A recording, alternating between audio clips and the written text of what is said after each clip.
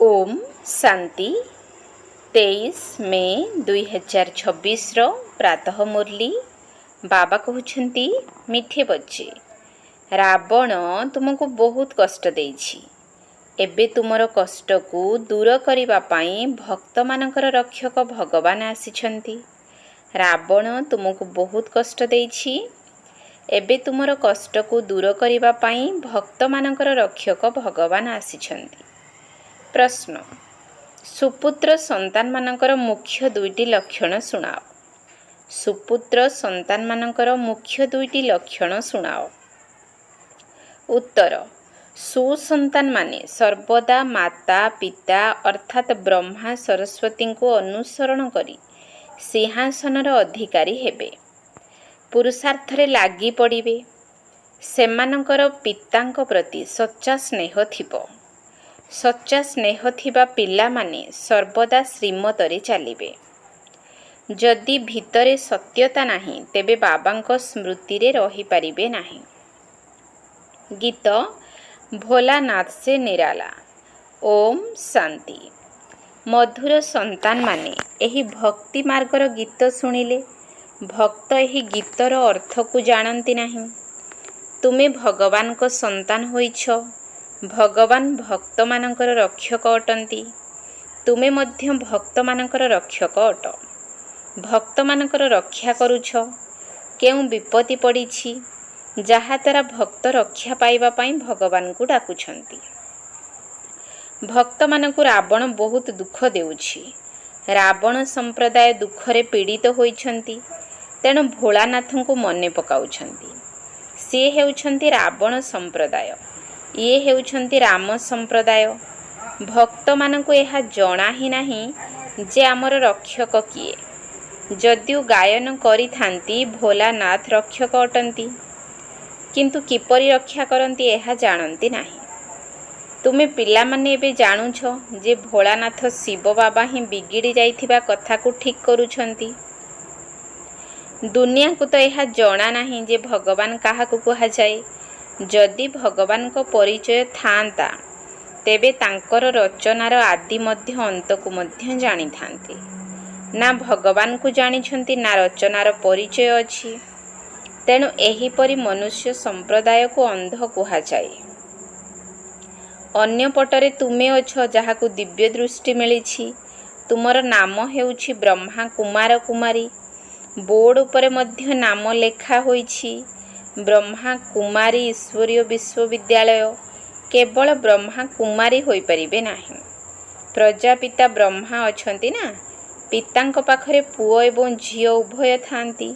प्रजापिता ब्रह्मांकर ही एते ढेर संतान होई परिबे। तेबे बुझिबा दरकार ये बेहद्र पिता अटंती।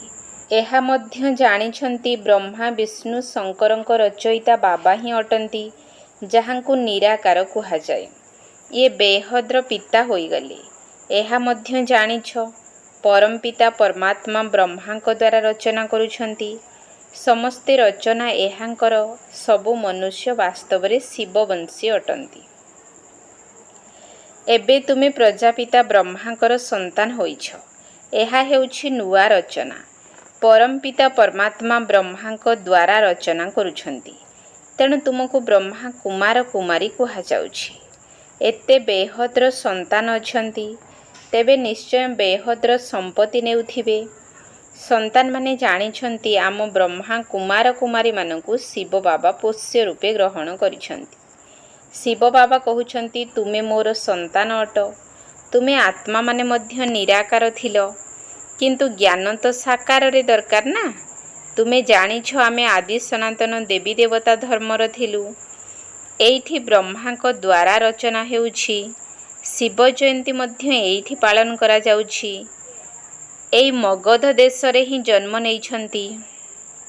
बाबा कहउछंती एही देश बहुत पवित्र स्वर्ग थिला।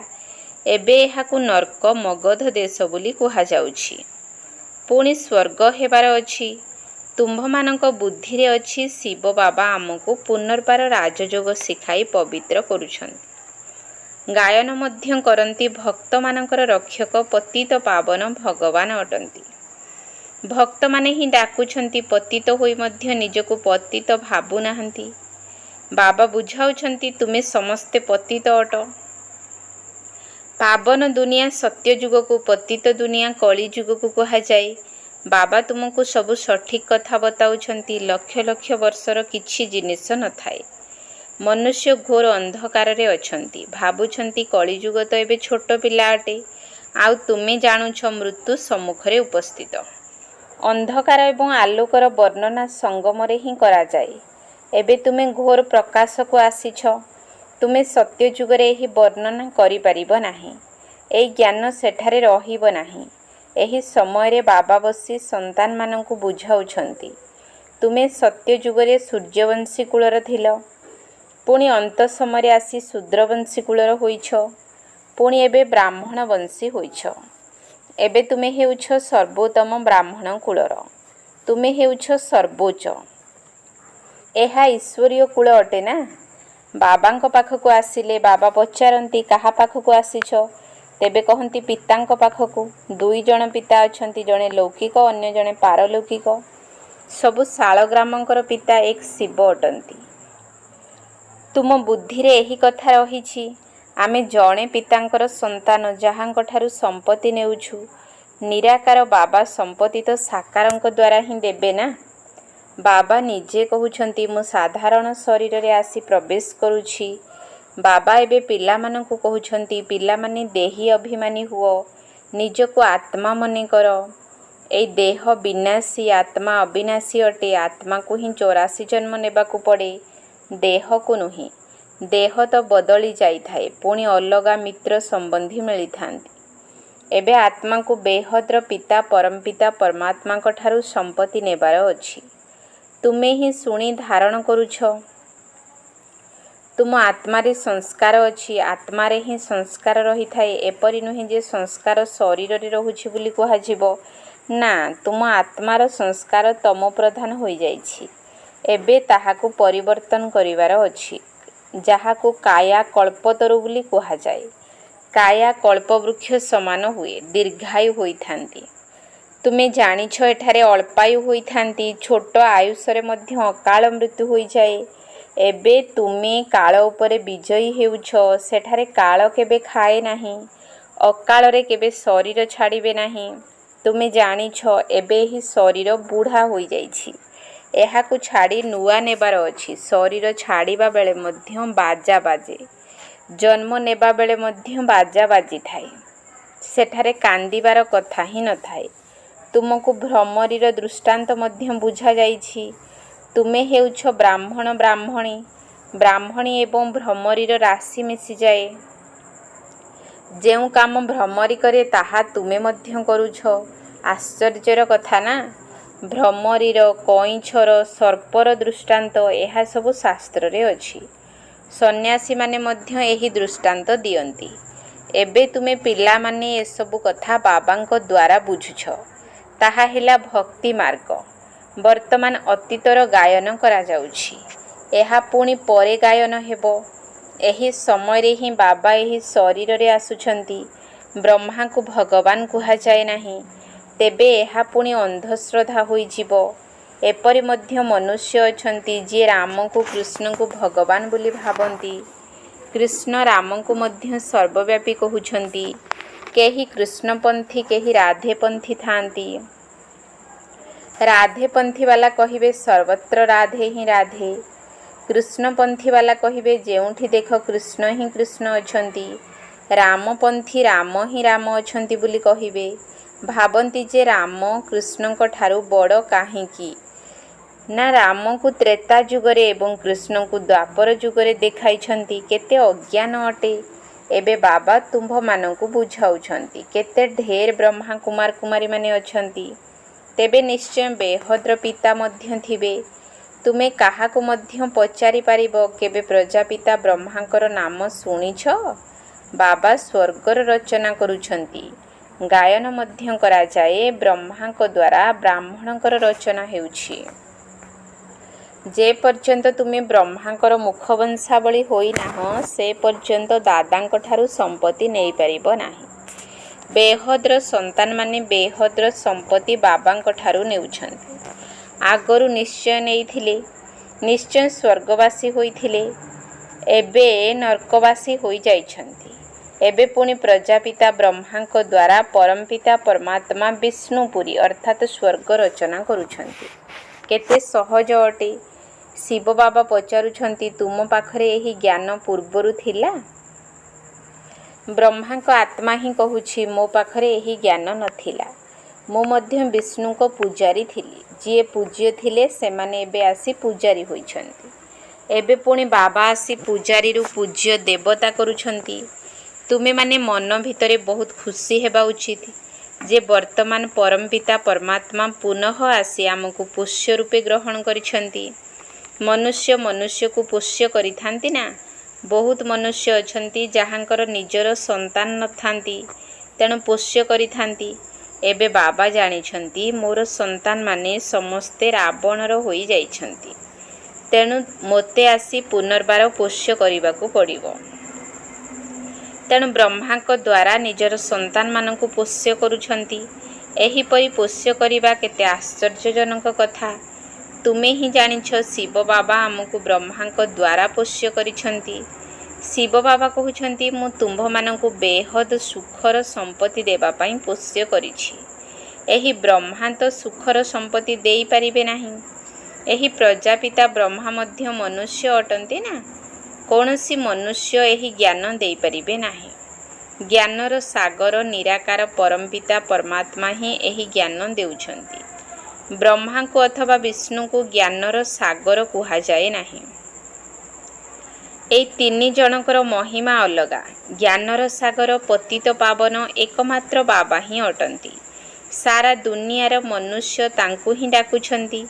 ଇଂରାଜୀରେ ମଧ୍ୟ କହନ୍ତି ସିଏ ଲିବରେଟର ଅର୍ଥାତ୍ ମୁକ୍ତିଦାତା ଅଟନ୍ତି। ଯାହାଙ୍କଠାରୁ ଦୁଃଖ ମିଳେ ତାଙ୍କଠାରୁ ମୁକ୍ତ କରାଯାଇଥାଏ। ବାବା ମଧ୍ୟ ଏଠାକୁ ଆସି ରାବଣଠାରୁ ଆମକୁ ମୁକ୍ତ କରୁଛନ୍ତି। ରାବଣ ରାଜ୍ୟ ମଧ୍ୟ ଏଇଠି ହୋଇଛି।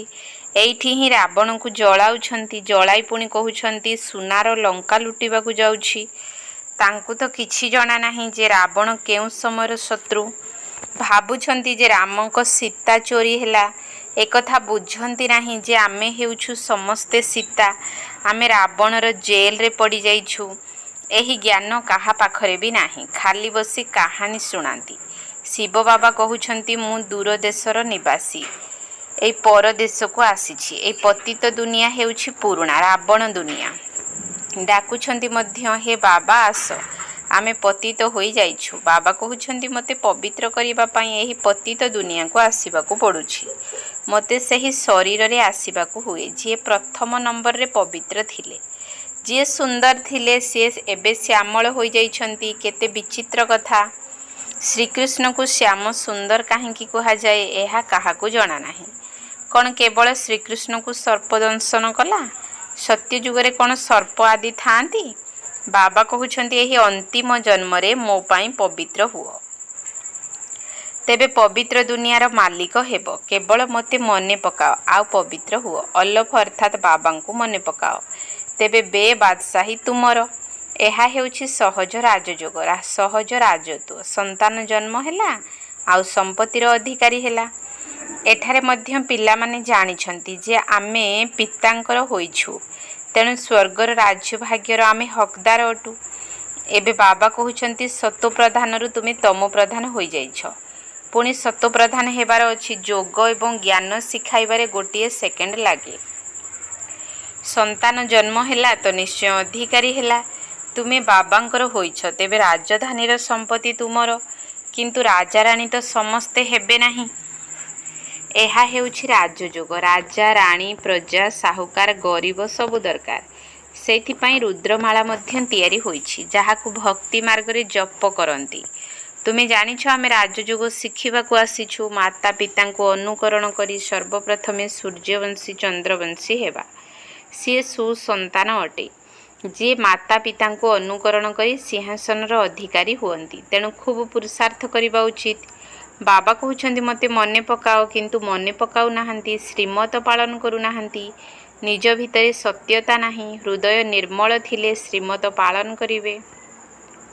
ବାବାଙ୍କୁ ମନେ ପକାଉଥିବେ। ଶ୍ରୀମତ ପାଳନ କଲେ ହିଁ ତୁମକୁ ଜେଜେବାପାଙ୍କ ଠାରୁ ସମ୍ପତ୍ତି ମିଳିବ। ବ୍ରହ୍ମା ସ୍ୱର୍ଗର ସମ୍ପତ୍ତି ଦେଇପାରିବେ ନାହିଁ।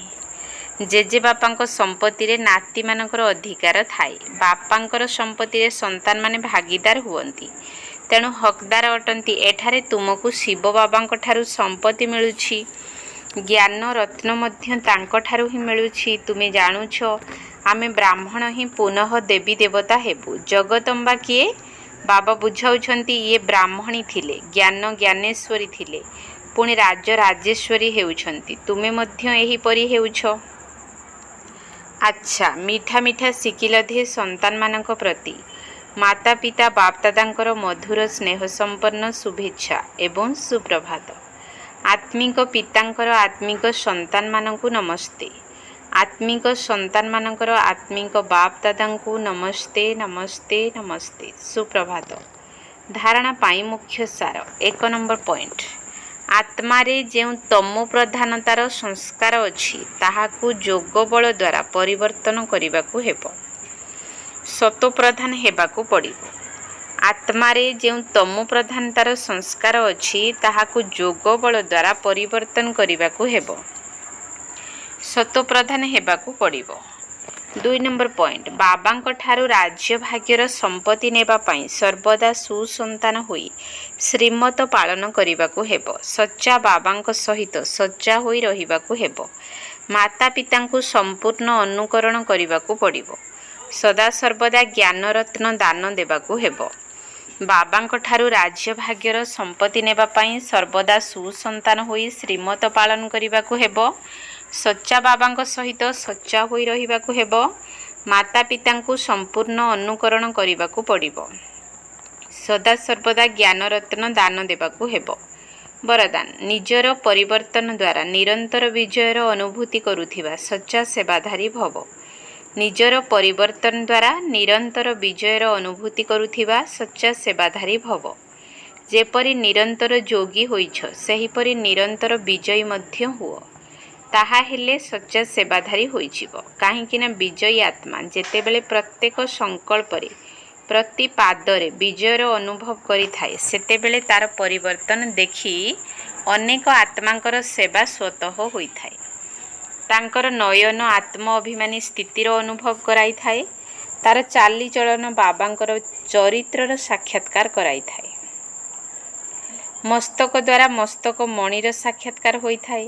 ଏହିଭଳି ନିଜର ଅବ୍ୟକ୍ତ ଚେହେରା ଦ୍ୱାରା ସେବା କରୁଥିବା ବିଶେଷ ଆତ୍ମାମାନଙ୍କୁ ହିଁ ସଚ୍ଚା ସେବାଧାରୀ କୁହାଯାଏ। ସ୍ଲୋଗାନ। ଗୁଣ ବା ବିଶେଷତା ଗୁଡ଼ିକ ଦାତାଙ୍କର ଦାନ ଅଟେ, ତେଣୁ ଦାତାଙ୍କୁ ଦେଖ, ବ୍ୟକ୍ତିଙ୍କୁ ନୁହେଁ। ଗୁଣ ବା ବିଶେଷତା ଗୁଡ଼ିକ ଦାତାଙ୍କର ଦାନ ଅଟେ, ତେଣୁ ଦାତାଙ୍କୁ ଦେଖ, ବ୍ୟକ୍ତିଙ୍କୁ ନୁହେଁ। ଅବ୍ୟକ୍ତ ଇସାରା। ସର୍ବଦା ଅଚଳ ଅଟଳ ଏବଂ ଏକରସ ସ୍ଥିତିର ଅନୁଭବ କର। ଆତ୍ମିକ ସ୍ଥିତିରେ ରହିବାର ଅଭ୍ୟାସ ଦ୍ୱାରା ଯଦି ବାୟୁମଣ୍ଡଳକୁ ଆଧ୍ୟାତ୍ମିକ କରିଦେବ ତେବେ ଅନ୍ୟ ସବୁ କଥାଗୁଡ଼ିକ ସ୍ୱତଃ ହିଁ ଠିକ୍ ହୋଇଯିବ। ସମସ୍ତେ ଏକମତ ଏବଂ ଏକରସ ହୋଇଯିବେ। ତାପରେ ମାୟା ମଧ୍ୟ ଆସିବ ନାହିଁ। କାହିଁକିନା ବାୟୁମଣ୍ଡଳ ଶକ୍ତିଶାଳୀ ହୋଇଯିବ। ବାୟୁମଣ୍ଡଳକୁ ଶକ୍ତିଶାଳୀ କରିବା ପାଇଁ ଯୋଗର କାର୍ଯ୍ୟକ୍ରମ ରଖ ଏବଂ ନିଜର ଉନ୍ନତି ପାଇଁ ପରସ୍ପର ଭିତରେ ଜ୍ଞାନର ବାର୍ତ୍ତାଳାପର କ୍ଲାସ୍ ରଖ। ସ୍ନେହ ମିଳନ କର, ଧାରଣାର କ୍ଲାସ୍ କରାଅ। ତାହା ହେଲେ ସଫଳତା ମିଳିଯିବ। ଓମ୍ ଶାନ୍ତି।